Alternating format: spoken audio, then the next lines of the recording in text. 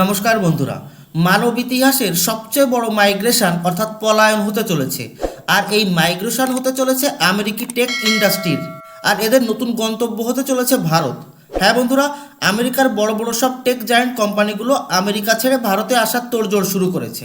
আর এই লক্ষ্যে এমন কিছু নিউজ সামনে এসছে যা দেখে আপনারাও বুঝতে পারবেন যে কি ভয়ানক ইনভেস্টমেন্ট হতে চলেছে ভারতে।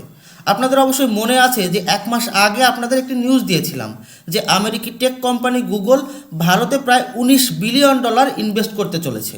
আর গত পরশু আরও একটি নিউজ সামনে এসছে, আমেরিকার আরও এক টেক জায়ান্ট মাইক্রোসফট ভারতে প্রায় $18 বিলিয়ন ইনভেস্ট করার ঘোষণা করে দিয়েছে।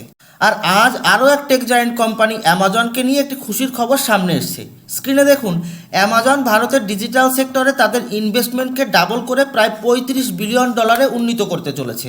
আর 35 বিলিয়ন ইনভেস্টমেন্ট আগামী 5 বছরেই অর্থাৎ 2030 সাল নাগাদ পূরণ করবে অ্যামাজন।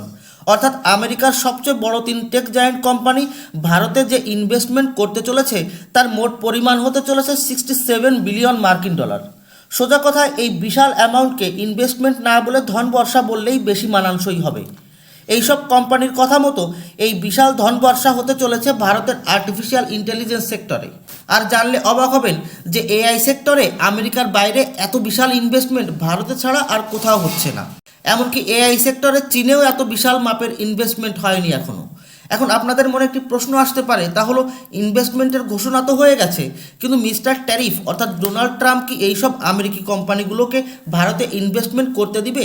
কারণ মিস্টার ট্যারিফ যেভাবে ভারতের ওপর রাগে ফুঁসে আছে তাতে এমন কিছু করতে দিবে বলে তো মনে হয় না।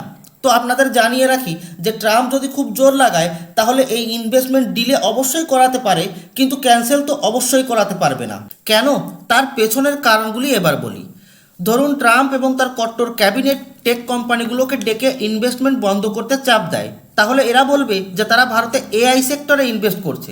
আর আমেরিকার কাছে না তো ইঞ্জিনিয়ার, না তো টেকনিশিয়ান রয়েছে, আর না তো ট্যালেন্ট রয়েছে যারা কোনোভাবে এআই ইনফ্রাস্ট্রাকচার এবং ডেটা সেন্টারকে হ্যান্ডেল করতে পারে।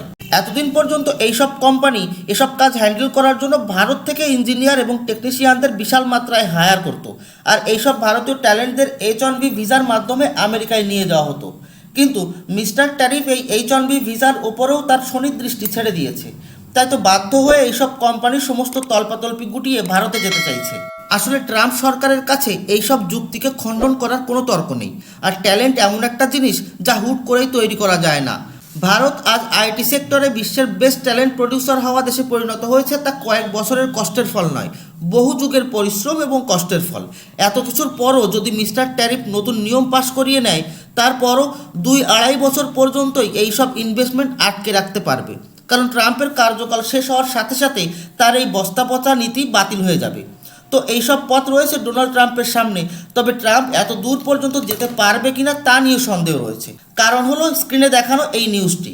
ডোনাল্ড ট্রাম্প তার নিজের অর্থ ভারতের তেলেঙ্গানায় ইনভেস্ট করতে চলেছে। হ্যাঁ বন্ধুরা, ঠিকই শুনেছেন, এই অর্থের পরিমাণ $1 ট্রিলিয়ন, যা আগামী 10 বছরে ভারতে ইনভেস্ট করবে ট্রাম্পের কোম্পানি।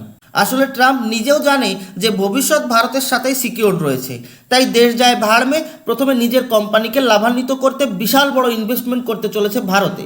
তো যে লোক নিজে ভারতে ইনভেস্ট করছে সে অন্য কাউকে কোন মুখে বলবে যে তারা যেন ভারতে ইনভেস্ট না করে? আর বিজনেসের মূল মন্ত্রই হলো যেখানে বেশি লাভ সেখানেই ঘটিবাটি নিয়ে বসে পড়া। এআই ডেটা সেন্টার এবং ইনফ্রাস্ট্রাকচার সব কিছু গড়ে তুলতে এবং হ্যান্ডেল করতে যে পরিমাণে ম্যান পাওয়ারের দরকার পড়বে তা সহজেই ভারতে পাওয়া সম্ভব। এখানে শ্রমের মজুরি কম, বিদ্যুৎ বিল কম, আর গ্রাহক সংখ্যায় বিশ্বের সবচেয়ে জনবহুল দেশ হলো ভারত। তাই তো চাইলেও মিস্টার ট্যারিফ আমেরিকি টেক জায়ান্ট কোম্পানিগুলোকে ভারতে ইনভেস্ট করা থেকে আটকাতে পারবে না।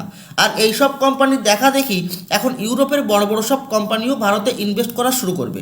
সব মিলিয়ে ভারতের ডিজিটাল মার্কেটে বিশাল এক বুম আসতে চলেছে, ইনভেস্টমেন্টের বন্যা বইতে চলেছে, যা ভারতকে তার স্বর্ণিম ভবিষ্যতের দিকে দ্রুত গতিতে নিয়ে যেতে থাকবে। তবে এ বিষয়ে আপনাদের মতামত কী তা অবশ্যই কমেন্ট করে জানাবেন। ধন্যবাদ। জয় হিন্দ।